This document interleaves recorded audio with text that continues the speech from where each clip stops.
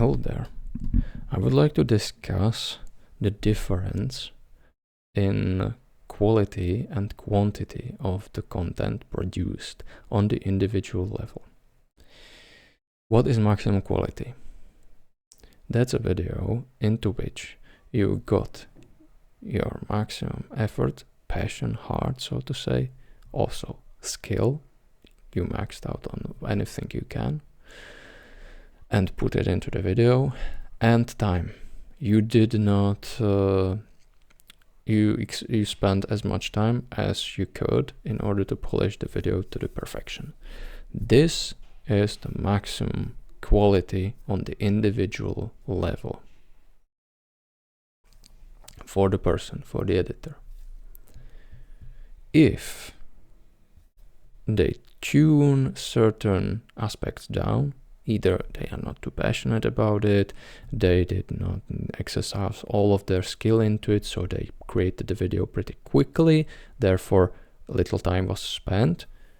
If this is the opposite of the maximum quality video, and that is maximum quantity video. Of these videos, the individual creator can make the maximum amount. Of the most quality videos, they can make the least amount. All right. What does these two strategies convey for the growth on the platform such as YouTube? If the quality is too low, there is too little interest usually. And the quality is not mean only by low resolution of the video.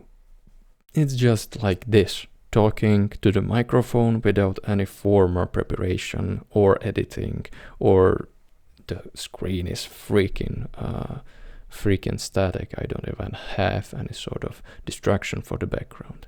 So that's the lowest quality I can deliver. If I would want to make a proper video essay, I would write everything down, that I would perfectly read it out loud into the mic, and I would perfectly edit the video with certain examples on the screen appearing and being animated. Right? So this what I'm doing now will take only as much as the duration of the video plus few minutes of uploading it. If the second option, maximum quality, was chosen, it could take weeks. It could take weeks easily. And that's applicable to any video on the YouTube. It could be even edit, it could be AMV, it could be anything. On the individual level usually, but it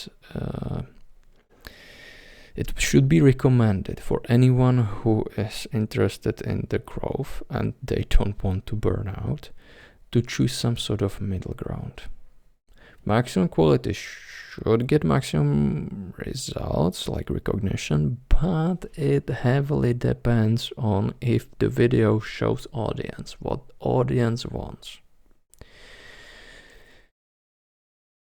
But if it's good enough, and it's not something completely outrageous, it usually finds its recognition.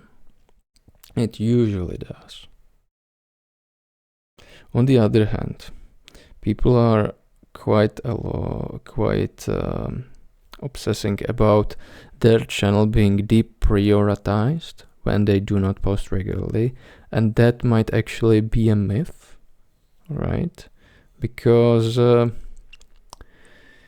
it boils down to 4 basic metrics.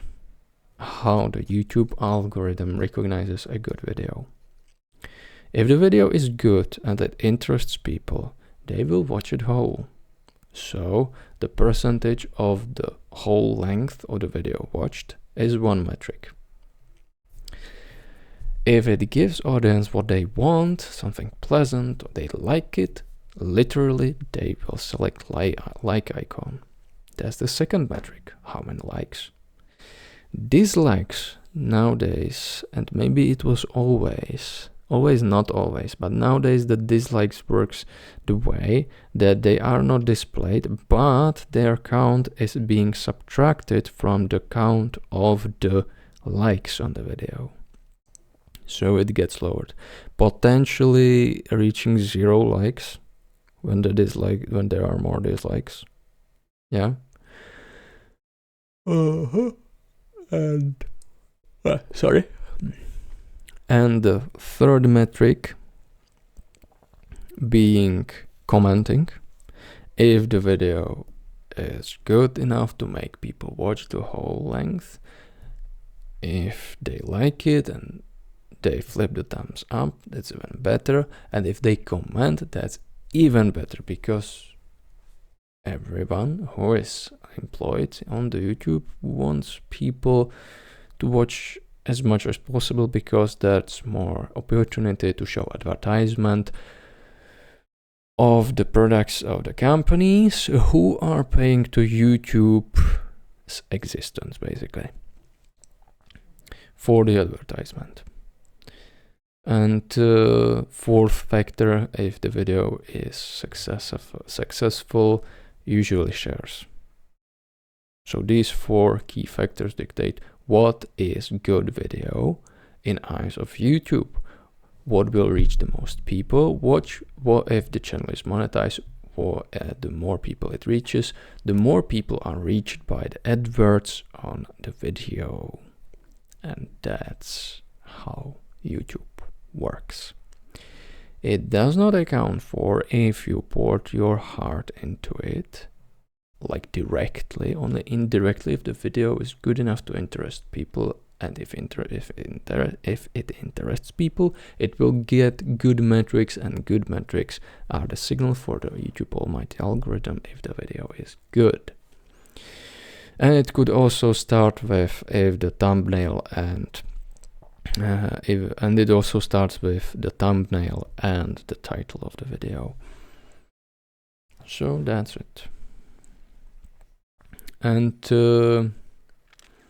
if you choose maximum quality, you will have large time gaps, and your audience might stop giving a shit about what are you to sell them. It's like with everything. That's why many projects in the movie making industry are rushed and such, and then not getting a laugh they would deserve. One Punch Man. Season 3 was atrocious. And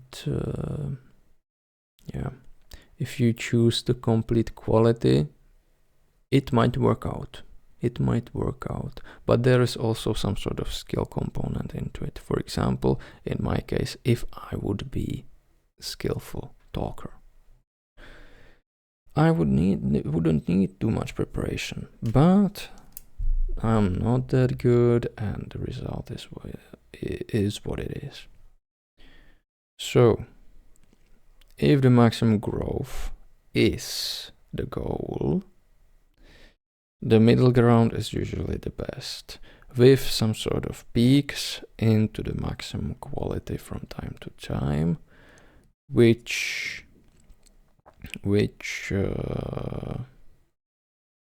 would then though serve as the maximum high points for the growth, but also the criticism.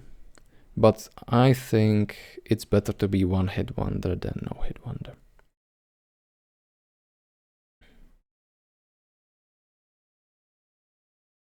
Summary. A creator can choose willingly, consciously, how much effort they will put into the video.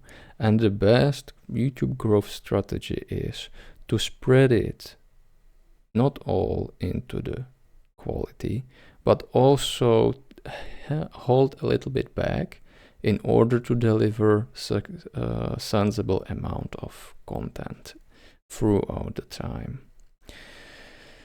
Usually consistency is the king. And over time, the creator builds sort of library of the videos. They will have certain lifespan, and after that runs out, the video will stop getting views. And there is simple logic behind it, because a lot of videos are uploaded every day. And even though video would be very good, it will not stay up forever, and the algorithm will choose to recommend newer videos. So that's the only way to, so to say, become irrelevant. But it's not the way people think. People think, oh, I did not upload in some sort of timestamp, now I am deprioritized and the YouTube will ignore my video. No, they usually get ignored because they do not fulfill the data of 4 key factors: watch time, likes, comments, share. Alright, that would be end of my blabbering. Thank you for listening and goodbye.